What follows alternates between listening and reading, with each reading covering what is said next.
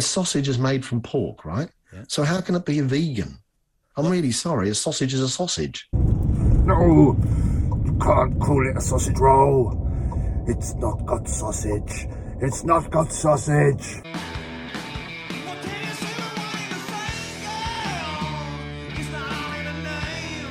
So, good old Talk Radio rebranded this week to Talk TV. Responsible for such classics as, how can that be a sausage roll? It's vegan. I'm really sorry, a sausage is a sausage. Of course you can grow concrete. Because it's regenerative, you can grow trees. Right. Well, you can grow all sorts of things, can't you? Well, you can't grow concrete. You can.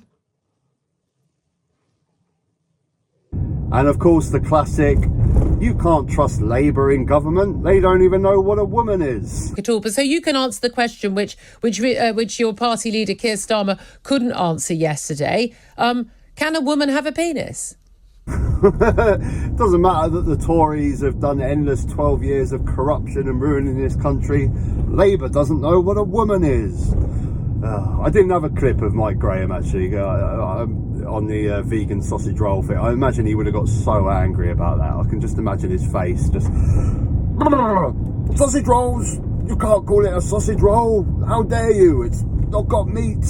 So, you know, that's what's at the forefront of Talk TV's agenda. It's rebranded, it's on terrestrial TV now. Is it anything to worry about? Of course, it's classically owned by the News Corporation, owned by Rupert Murdoch.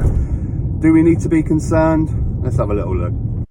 Or hypocrite celebrities pontificating about equality from their massive mansions and constantly preaching one thing while doing the complete opposite themselves. I think you know the type, right, Your Royal Highness? Or trans Trojans engulfing the internet in your flames of rage when women dare to say things like, women exist. Or internet excavators raking over ancient social media profiles in search of fossilized evidence that someone you disagree with wasn't Mother Teresa.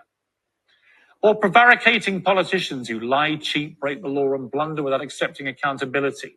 So yeah, it pretty much just looks like the same vegan Harry and Meghan hating tripe they were putting out before, but just with an added Piers Morgan to the mix, which is lovely. It was nice little Boris Johnson bashing at the end there. That's always good. And also I noticed an ex-Brexit Party MEP agreeing with two Labour Party policies.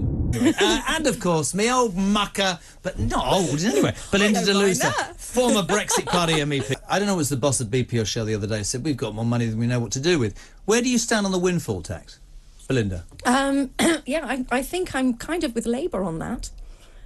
So I feel that if there is any way we can help, everything needs to be done immediately. All these kind of crumbs for the future, and you know, we can do this in a few months' time. No. October's coming, winter's coming. Things need to be done immediately and now. But I do think we should also suspend the national insurance hike. I don't know why that came through in April. I think that was insane. I don't really know where to lie on it politically. I think since all the open scandal and corruption with the Tory party at the moment, they can't endorse them at all. I think from watching Talk Radio before, they were always very pro-Tory, obviously very pro-Brexit, but now I don't think they really have a home politically because they just can't. They can't be pro-Tory at the moment, and they're starting to agree with a lot of Labour policies.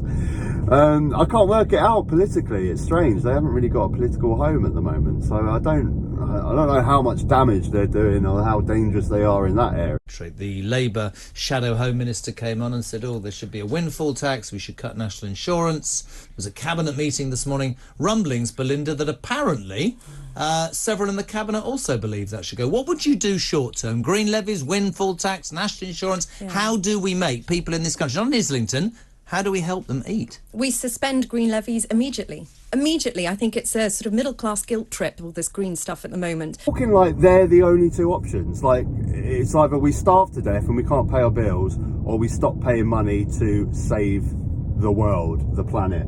They're not the only two options. We can save the world and the planet, and to help out on the cost of living crisis, raise VAT on luxury items, charge the energy companies more tax, put a levy on them. Just those two options are not the only two options. There's other things on the table. Yeah, but the one thing that I don't like about talk radio, and I've never liked about talk radio, is their, how do you call it, unevidence-based arguments. I'm sure there's a better word for that. But this sort of thing, I can't stand it. Today, though, in response to this, so he's waded in really on Jacob Rees-Mogg's side and said that actually, if they don't come back to work and start working efficiently, he is going to privatise the passport office and the DVLA. Wonderful. Please do that. Please do. The thing is, I wouldn't mind if we knew that they were being efficient from home. I mean, you know, we could sell a few of those government buildings for a bob or two. Yeah. But the fact is that a lot of civil servants are lazy and they can slack off at times. I know it from friends of mine. It's true. They clock off early. And they're hiding behind this. If they're at home, they're probably having an Aperol Spritz in the garden while they, you know, answer a couple emails. Yeah. Think about processing an asylum case. Oh God, don't you just hate it when you have a conversation with someone and they say, "Oh, well, my friend is on universal credit and they're okay. They seem to make do." Okay, so your one friend is your evidence, is it? I mean, most scientific research is done, they take a big slice of society, like 10,000 people to do their research, but you're happy to come to your conclusion with your one friend that is lazy when she works from home. You know, forget about the 25% of the UK workforce that is working from home at the moment, but apparently just because your one friend is really lazy, that means everyone is lazy and, she say, sipping Shinzano in the garden or something instead of working. Majority of people that I speak to say they're more productive from home. They haven't got the stress of travelling into work and, you know, they can be more productive. But no, you have your one friend, your one friend that's been lazy. And also this other bloke that piped up there that got excited of the prospect of privatising the passport office. When are these people going to learn? And I guess this is where, you know, I do find talk radio dangerous because they are just so this bloody pro-privatisation, pro-trickle-down economics. You want to privatise the passport office because it's worked so well, hasn't it, in the past with the energy companies, privatising the energy companies, privatising British Rail. Yeah, that we have the highest train fares in Europe, housing, selling off all those council homes. That worked so well, doesn't it? The rent's really cheap now and it's really efficiently run. When are these people going to learn? Privatising publicly owned companies does not make them better. Please give me an example. If anyone has an example, put it in the comment section of a previously publicly owned company that is now doing a better job privately owned. I don't understand how many examples these people need before they get the message. And I guess this is, like I say, this is what worries me a little bit about talk radio. All the gossip, tittle tattle against vegans and stuff. I don't think it's really that damaging. But I guess it's the audience of talk radio. I mean, a talk radio converting minds. I guess that's the question that you want to ask.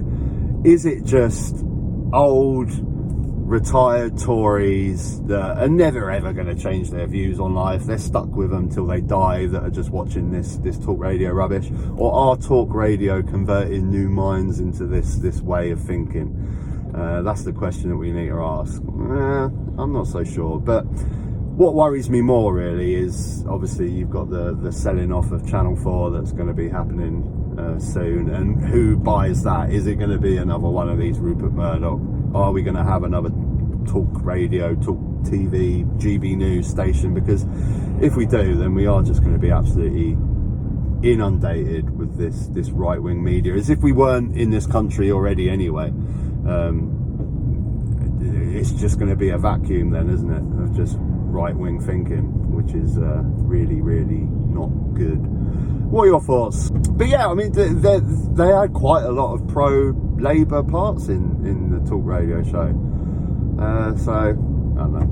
Anyway, that's me. Till next time, guys. Take care. Give me your thoughts in the comments.